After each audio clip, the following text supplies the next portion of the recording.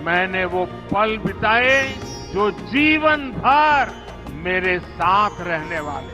मैंने गहरे समुंदर के भीतर जाकर प्राचीन द्वारिका जी के दर्शन किए।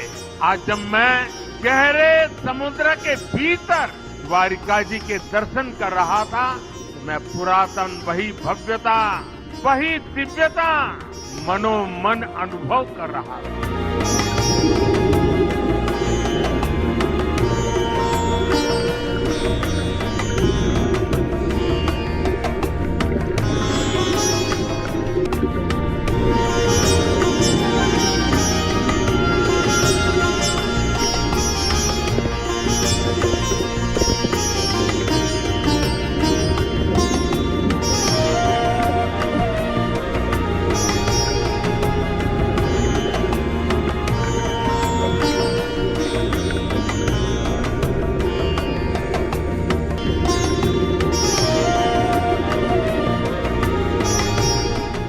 मेरे लिए साहस से ज्यादा श्रद्धा थी।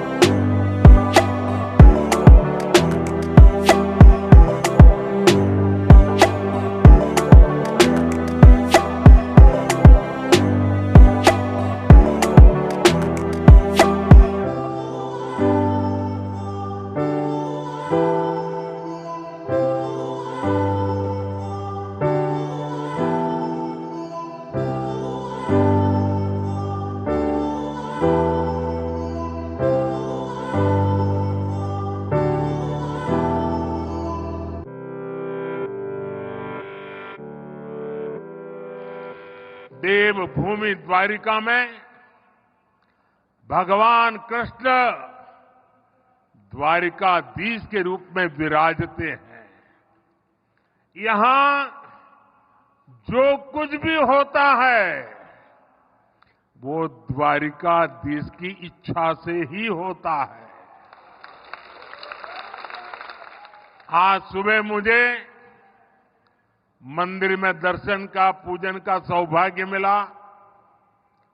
द्वारिका के लिए कहा जाता है कि ये 4 धाम और सप्तपुरी दोनों का हिस्सा है।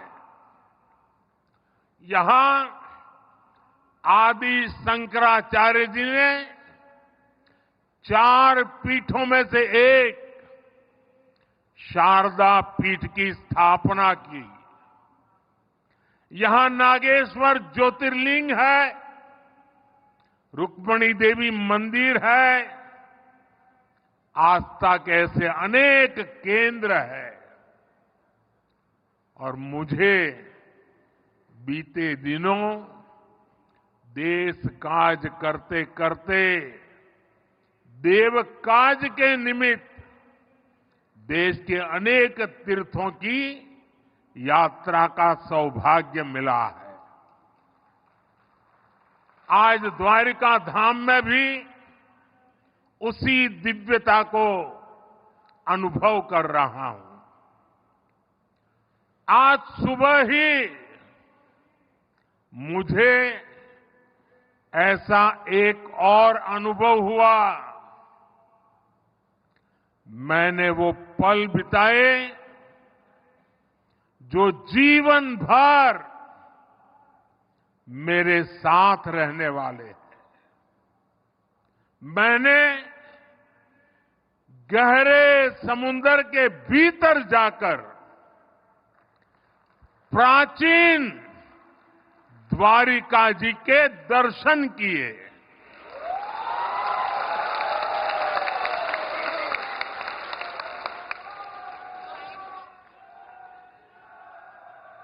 पुरातत्व के जानकारों ने समंदर में समाई उस द्वारिका के बारे में काफी कुछ लिखा है।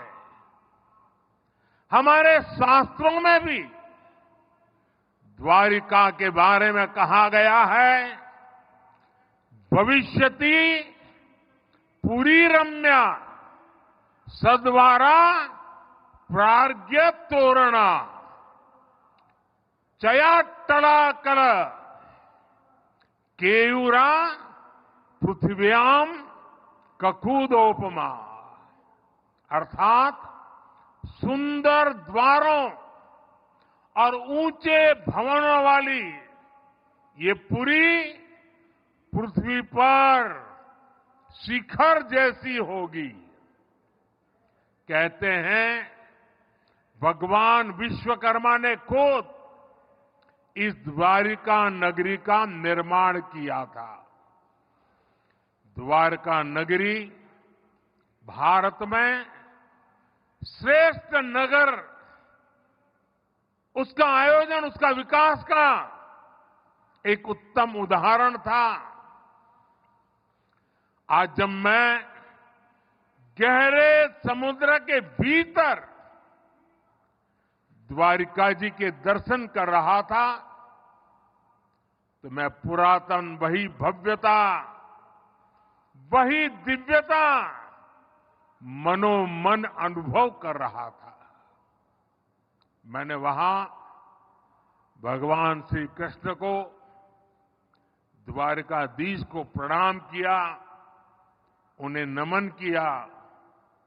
मैं अपने साथ मोर पंख भी ले कर गया था, जिसे मैंने प्रभु कृष्ण का स्मरण करते हुए वहां अर्पित किया। मेरे लिए कई वर्षों से, जब मैंने पुरातत्वविदों से ये जाना था, तो एक बहुत बड़ी जिज्ञासा थी। मन करता था कभी न कभी समुद्र के भीतर जाऊंगा और उस द्वारिका नगरी के जो भी अवशेष हैं उसे छू करके श्रद्धा भाव से नमन करूंगा। अनेक वर्षों की मेरी वो इच्छा आज पूरी हुई। मेरा मन बहुत गदगद है, मैं भाव विभोर हूं। दशकों तक जो सपना संजोया हो और उसे आज उस पवित्र भूमि को स्पर्श कर करके पूरा हुआ होगा, आप कल्पना कर सकते हैं मेरे भीतर कितना अभूत आनंद होगा। साथियों, 21वीं सदी में भारत के वैभव की तस्वीर भी मेरी आंखों में घूम रही थी और मैं लंबे समय तक अंदर रहा। मैं समुद्र द्वार और आज के यहां देर आई आने में उसका कारण भी मैं अंदर काफी देर रुका रहा। मैं समुद्र द्वारका के उस दर्शन से विकसित भारत के संकल्प को और मजबूत करके आया हूं।